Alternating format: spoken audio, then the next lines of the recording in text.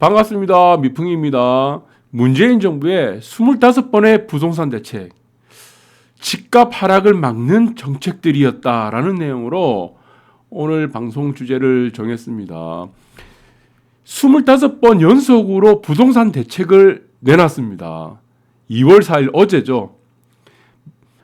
그동안의 규제 일변도 정책에서 이번에는 공급 대책이라는 특단의 공급 확대 대책까지 내놨는데, 이들 모두 모든 정책들이 집값 하락을 막는 정책들이었습니다. 그래서 많은 분들이 의아하게 생각했던 부분들이, 어떻게 25번이나 연속적으로 규제 정책을 냈었는데 오히려 집값이 올라갔냐 하는 부분에 대한 의구심이 굉장히 강했을 겁니다. 그런데 현재까지 나왔던 이 25번의 정책 모두는 어떤 정책이었냐? 집값 하락을 막는 정책이었습니다. 왜 집값을 하락을 막는 정책이었습니까? 이유는 딱 하나죠. 어떤 이유 때문이죠? 그것은 바로 실수요 정책이었습니다. 실수요 강화 정책이었다는 겁니다. 그리고 그 안에는 대출을 규제한다. 막 여러 가지 실거주를 강화한다. 공급 중에서도 지금 현재 나오는 얘기들이 있죠. 여기서 보시면은 공공개발 지정 전 집사도 현금 청산, 위헌 논란, 이 내용들이 뭡니까? 강제적으로 실거주해라는 얘기입니다.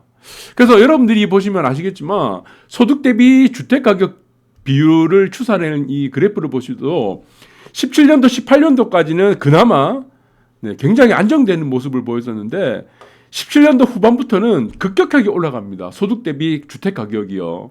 그래서 그 이면에는 어떤 효과가 있었냐?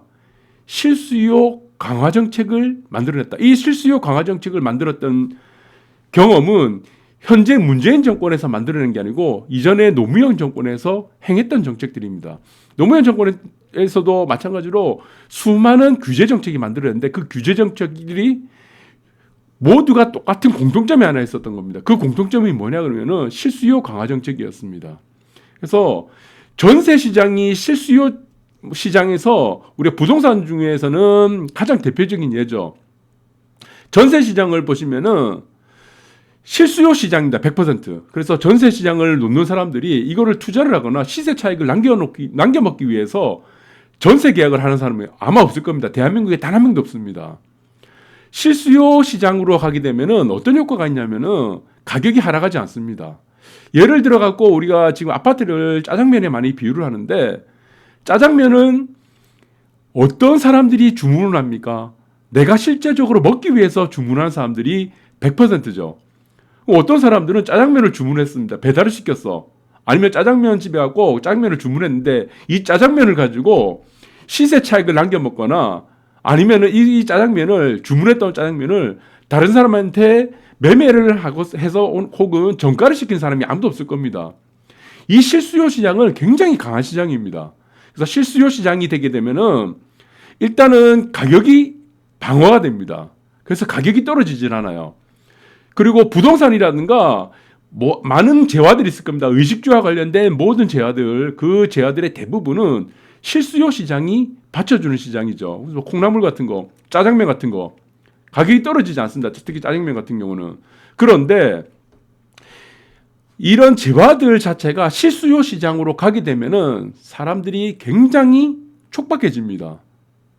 그래서 이전에 우리가 위험 자산이라든가 아니면 무위험 자산이라든가 이런 분류들이 있는데, 그 자산들이 전부 다 실수요 시장으로 하게 되면은 그 자산은 무위험 자산으로 되고, 그 자산은 어떤 것들이 보장되느냐?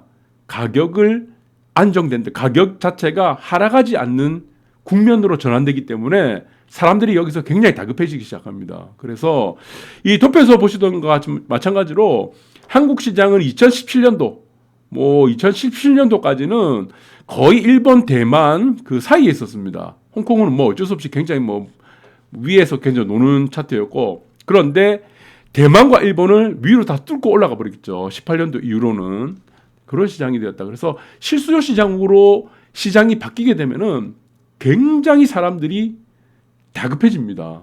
굉장히 다급해지고 뭔가에 쫓기는 상황으로 되는 거죠. 그래서 내가 뭔가를 빨리 이거를 사지 않으면은 그 쫓기는 상황 속에서 이게 이제 뭐 여러 가지 뭐 추격 매수를 한다거나 이런 상황들이 굉장히 벌어지는 거죠. 내가 여기서 조금만 뒤처지게 된다 그러면은 굉장히 손해를 보는 상황으로 인식을 하기 때문입니다. 그래서 지금도 마찬가지입니다. 지금 공급 대책을 만들어내는 것도 모두 똑같아요. 실수요 시장으로 계속 만들고 있는 겁니다. 이 실수요 시장의 가장 대표적인 예가 15억 이상은 대출이 한 푼도 없는 거죠. 그러면은 대출을 한 푼도 끼지 않고 아파트를 사는 사람들은 완벽한 실수요 시장입니다. 그러나 전세 시장 같은 경우도 우리가 대출 끼고 사는 경우 대출을 끼고 대출을 받아서 전세 비용을 조달하는 경우가 많은데 이제는 여러분들이 보신 것 같이 15억 이상 시장 같은 경우는 100% 자기 자본 조달입니다. 그렇게 되면 이게 쫓기는 게 없습니다. 이미 집을 가진 사람은. 그러면은 이 실수요 시장에서 이 집을 가지지 않는 사람만 계속 쫓기게 되는 겁니다. 이 계속 쫓기게 되는 상황들이 지금 몇 년 동안 계속 누적이 되는 거예요. 그러면은 실수요 시장에서는 금리라는 부분도 상관이 없게 되는 겁니다. 가격 내려도 상관없게 되는 겁니다.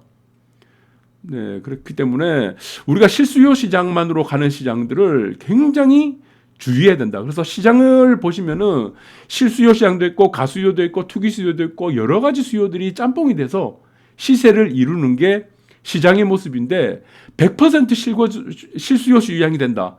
굉장히 위험한 시장이 돼버립니다. 이거는. 그래서 이거는 가격 안정에 대한 효과가 전혀 없습니다. 그래서 4일부터 보시면은 정비 개발 지역 집 사면 현금 청산. 집 이젠 팔지도 못한다. 강제 실거주하는 거죠. 이거는 사지도 팔지도 못하는 겁니다. 여기서 쫓기게 되는 사람은 사지 못하는 사람들이 되는 거죠. 계속 더 쫓기게 되는 겁니다. 그래서 지금 보시면은 뭐 서울역입니다. 지금 영등포 쪽에 쪽방촌 여기만 지금 개발되는 겁니다. 딴 데는 개발될 이유가 없는 거예요. 그래서 대부분 보시면은 재개발도 가난한 사람들이 많이 사는 곳들 같은 경우는 재개발이 금방 됩니다. 그런데 재개발 재건축도 어느 정도 중산층 이상의 사람들이 사는 곳은 이게 이해관계가 굉장히 복잡해져요. 네, 굉장히 이해관계가 복잡해지고 셈법들이 굉장히 난해해지는 겁니다. 그런데 가난한 사람들이 밀집돼서 사는 곳들은 조금만 이익을 던져줘도 1,000만 원, 2,000만 원만 정도 이익이 난다고 해도 전부 다 서로 막 도장 찍는다고 난립니다. 그래서 시장은 지금 계속적으로 이런 쪽박촌들 외에는 시장이 다 실수요 시장으로 가기 때문에 일단은 실수요층에 이제 수요가 되지 못하는 사람들만 계속적으로 압박을 받는 시장이 되는 거죠. 그래서 여기서는 이제 서울역이 보이죠. 그 뒤로 쪽방촌이 보이는데 개발을 한다고 하는 부분입니다. 그래서 저는 이렇게 생각합니다. 지금 강남 재건축 아파트 값도 집중적으로 올라간다. 이 강남 재건축 아파트 값이 서울 평균의 상승의 2배 이상이 되고 있는 겁니다. 지금 이제 규제 완화가 더 되죠. 재건축 풀 용의가 없다고 그러죠. 근데 여기서 한 번도 빗나간 적이 없다는 그 빌어먹을 육감을 맡고 있는 사람들은 재건축 단지로 다 속속속 이동을 하고 있는 겁니다. 왜? 결국에는 재건축에 대한 규제 완화는 풀 수밖에 없다는 것들을 이번 25번째 정책을 통해서 실패를 하게 되면은 정책들은 다시 또 바뀔 수밖에 없는 거죠.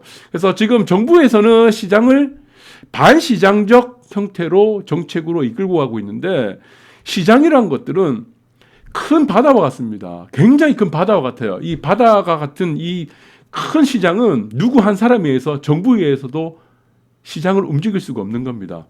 노련한 항해사는 내가 바다에 언제 출항을 해야 될지 배를 몰고 언제 이 배를 항구에 정박을 해야 될지 알고 있는 사람들이 노련한 항해사입니다. 그런데 이 항해에 노련하지 못한 사람들, 아마추어들, 경험이 없는 사람들은 아무 때나 그냥 먼 바다에 나가버리는 겁니다. 그 먼 바다에 나가버리면 어떻게 됩니까?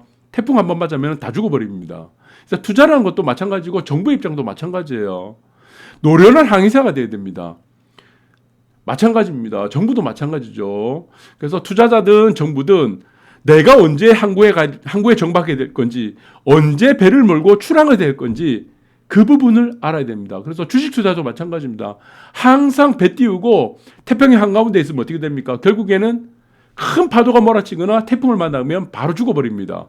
그래서 프로 트레이더, 주식시장이라든가 주식시장에서 큰 돈을 벌었던 사람들이 한 가지 그 사람들이 알고 있는 사실은 내가 언제 출항을 해야 되는지 아니면 내가 언제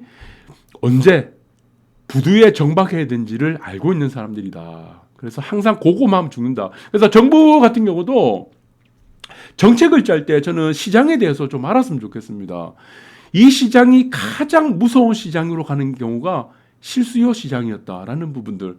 그리고 뭐 주식 시장도 마찬가지고 뭐 부동산 시장도 마찬가지지만 저는 이 실수요 시장으로 갈 때 여기에 이 커다란 배에 출항을 하는 배에 옮겨 타지 못하는 사람들은 시간이 지나면 엄청난 좌절감을 느끼게 됩니다. 이 좌절감을 느끼지 않게 하려면은 모든 것들을 시장의 자율에 맡겨야 된다.